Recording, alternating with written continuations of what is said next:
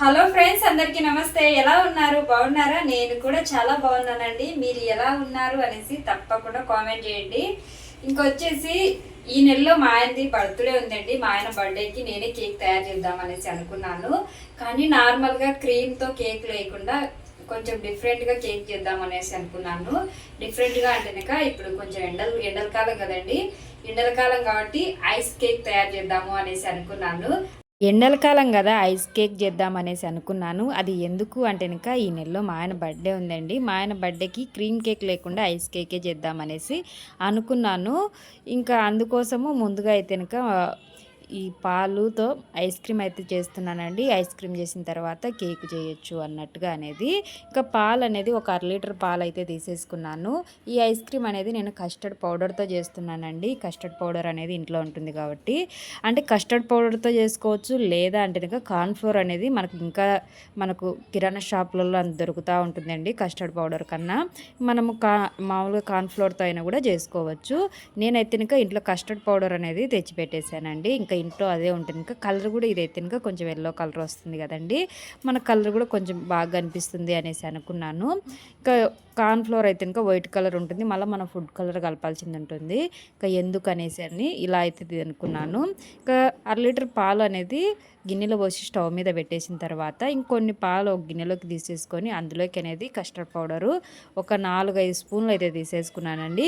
Ice cream అనేది కొంచెం గట్టిగా వస్తే బాగుండు అనేసి అనుకున్నాను. అందుకోసమే అనేది అంతైతే తీసుకున్నాను. పాలు అనేది ఒక పొంగు వచ్చిన తర్వాత ఒక 5 నిమిషాలు అలాగనే మంట సిమ్లో పెట్టేసుకొని కాంచుకోవాలండి. ముందుగా కూడా మంట సిమ్లో పెట్టుకొని మాత్రమే పాలను అనేది కాంచుకోవాలి. పాలు అనేది బాగా కాగిన తర్వాత ఈ కస్టర్డ్ పౌడర్ అనేది కస్టర్డ్ పాలు అనేది ఒకసారి స్పూన్తో మళ్ళీ బాగా కలిపేసి తర్వాత పాలలో వేస్తూ కూడా కలుపుకోవాల్సింది అయితే ఉంటుందండి.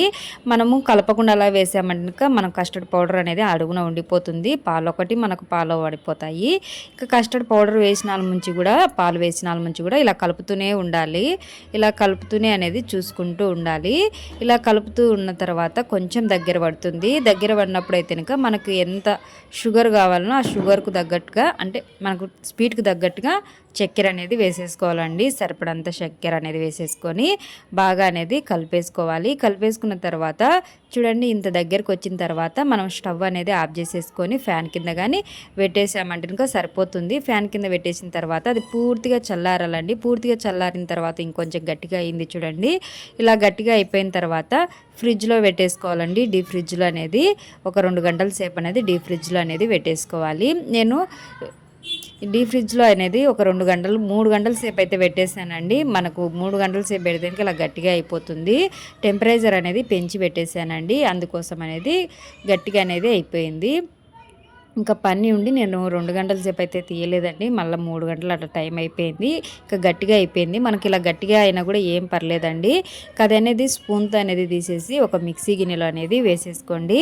మిక్సీ గిన్నెలో అనేది ఇది కొంచెం కొంచెంగా తీసి వేసేసుకోండి. అంత ఉండ మాదిరి వేసామంటే మిక్సీ పట్టేటప్పుడు అనేది సరిగా అనేది పట్టదు. అందుకోసం అనేది దీన్ని అనేది నేను విడదీసి అనేది వేస్తూ ఉన్నాను. కొంచెం కొంచెంగా అనేది ఇలాగ తీస్తూ వేసేసుకోవాలి. ఇంకా చూడండి, మనకు ఇప్పుడే అనేది ఐస్ క్రీమ్ అయినట్టు అనిపిస్తూ ఉంది కదా. మా పాప పక్కన కూర్చొని నాకు కొంచెం పెట్టమ్మా తింటాను ఐస్ క్రీమ్ అనేసి అంటా ఉంది. కానీ మనకు ఇది ఐస్ క్రీమ్ అనేది ఒకసారి కూడా మనం మిక్సీ పట్టలేదండి. ఒకసారైనా కానీ మిక్సీ పడితేనే మనకు ఐస్ క్రీమ్ అనేది రెడీ అవుతుంది. ఇక మూత పెట్టేసి దీన్ని అనేది బాగా మిక్సీ పట్టేసేయడమే అండి. ఇక చూడండి, ఇక్కడైతే నేనైతే మిక్సీ పట్టేస్తూ ఉన్నాను. ఒకసారి బాగా మిక్సీ పట్టుకున్న తర్వాత ఇందులో అనేది మనము వెనిలా ఎసెన్స్ అయితే వేసుకోవాలండి. ఏ ఫ్లేవర్ కావాలంటే ఆ ఫ్లేవర్ అనేది వేసుకోవాలి. నేను కూల్ కేక్ ఫ్లేవర్ అనేది ఐస్ క్రీమ్ అనేది చేస్తున్నానండి. అందుకోసమే అందులో వెనిలా ఎసెన్స్ కూడా వేసేసుకున్న తర్వాత మళ్ళీ ఒకసారి అనేది మిక్సీ పట్టేసుకోవాలి. మిక్సీ పట్టేసుకున్న తర్వాత ఇంకా దీన్ని మూత పెట్టేసి అనేది పక్కన పెట్టేసుకోవాలి. ఇలాగ అనేది క్రీమీగా రావాలండి.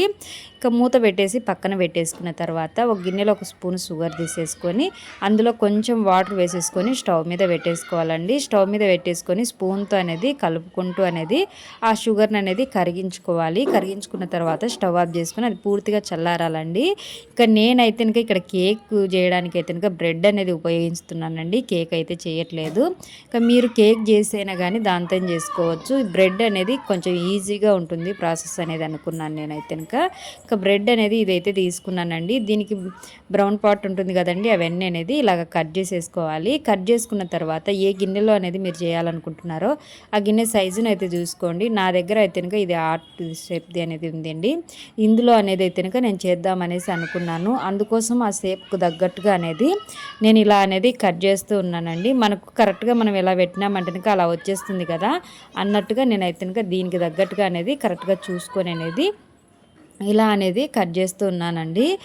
ఇలా అనేది రెండు వైపులా అనేది కరెక్ట్గా వచ్చేటట్టు అనేది చూసుకొని కత్తితో అనేది కట్ చేసుకోవాలి. ఇక లేదు అంటే రౌండ్ దాంట్లో కానీ ఏదైనా కానీ అలాగనే పెట్టేయచ్చు. ముందుగా అనేది మనము ఐస్ క్రీమ్ అనేది మిక్సీ పట్టుకున్నాం కదండి, అది కొంచెం అనేది ఇలా వేసేయాలండి. ఒక లేయర్ మాదిరిగా అనేది మనం కేక్ ఎలా వేస్తామో ఆ టైప్లో అనేది వేయాలి.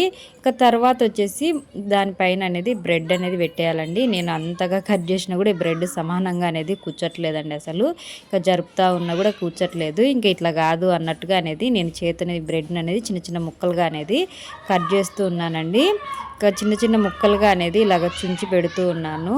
ఇలా అనేది పెట్టేసిన తర్వాత ఎక్కడైతే గ్యాప్ వస్తుందో ఆ గ్యాప్లో అనేది చుంచిన బ్రెడ్ ముక్కలను కూడా అనేది మళ్ళీ పెడుతూ ఉన్నానండి.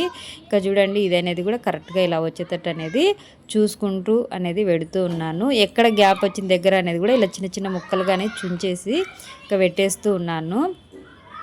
ఈ బ్రెడ్ మొత్తం అనేది మనకు ఇలా వచ్చేటట్టు అనేది చూసుకోవాలి. గిన్నె ఎడల్పుగా వచ్చేటట్టు అనేది ఇలా చిన్న చిన్న ముక్కలుగా చేసేనా కానీ పెట్టేయచ్చు. ఒకవేళ మీకు కట్ చేసే ఓపిక ఉండి కట్ చేయగలుగుతామంటే కట్ చేసుకోవచ్చు అండి. నేనైతే ఇలా చిన్న చిన్న ముక్కలుగానే అనేది దీనిని చేసి అనేది ఇలా గ్యాప్ ఎక్కడెక్కడ గ్యాప్ వచ్చిందో ఆ గ్యాప్లో అనేది ఇలా సర్దేస్తూ ఉన్నానండి.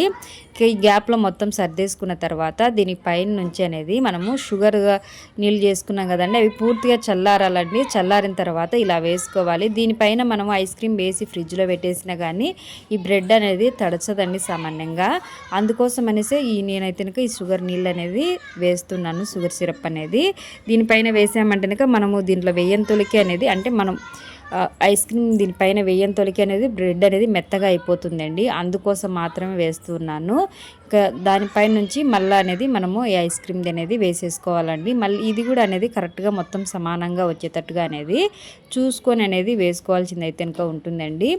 ఇది ఇలా వేసుకున్న తర్వాత నేను గిన్నెను ఒకసారి ఇలా ట్యాప్ చేసానండి. ట్యాప్ చేసి తర్వాత అనేది స్పూన్తో అనేది ఇలాగ సమానంగా అనేది అనుకున్నాను. అంటే అన్ని మూలలు కరెక్ట్గా అనేది మనకు రావాలి కదండి, అందుకనేసి. తర్వాత వచ్చేసి పైన కూడా అనేది మనం బ్రెడ్ అనేది ఇందాక ఎలా పెట్టేసుకున్నామో అలాగనే అనేది పెట్టేసుకోవాల్సింది అయితే ఇంకా ఉంటుంది. ఇక నేను మళ్ళీ కూడా ఇలాగనే కన్ఫ్యూజ్ అవుతున్నానండి, ఏది ఎటు సైడ్ పెట్టాలో నాకైతే ఏం అర్థం కాలేదు.